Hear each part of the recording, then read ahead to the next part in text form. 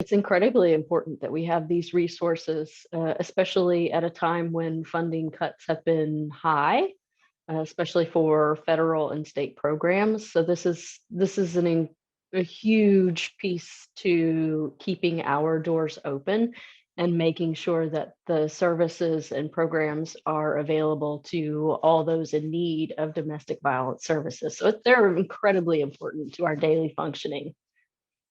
Excellent. And do you know exactly how much you all as an entity will be allocated, how much funds you'll get?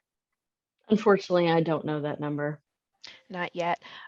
Well, once you all are able to get the funds and know how much you're getting, do you know how you're going to use the funds in particular? Like, in what ways would you all use the funds?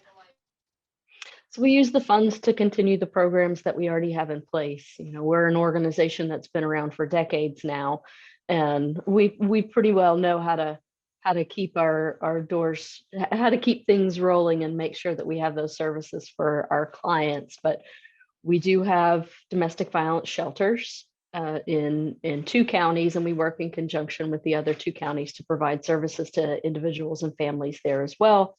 And we also provide court advocacy. So if anyone has to get a protection from abuse order, we can send someone into the court system with them to help them navigate that.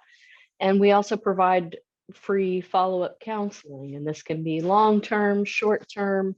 It can come in the form of individual therapy or group therapy, depending on the needs of the victim survivor. And so we provide all of this free of charge. Domestic violence it's a trauma, and it's an ongoing trauma, and it's based in psychological and emotional manipulation to really undermine the victim survivor sense of self. So having therapy and therapeutic outlets to heal from that continued trauma is just intrinsically important to overcoming the trauma itself. So, and especially you mentioned suicidality among survivors of domestic violence. Women who experience the most severe forms of domestic violence actually have a suicide ideation and attempt rate of almost 50%. hmm So Wow. it's interesting that you mentioned that, because suicidal ideation is a common factor among those who are still inside of domestic violence situations. So yeah, having that therapy is incredibly important to the overall healing of the person. Say without a doubt that our shelters have remained full and domestic violence calls have remained steady.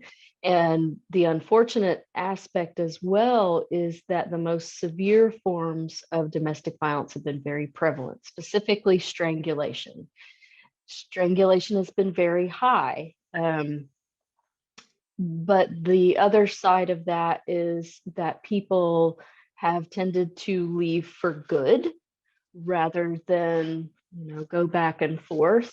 And on average, it takes a person 7 tries before they leave that violent relationship for good. Um, but we've seen people leaving for good earlier, which is a positive thing.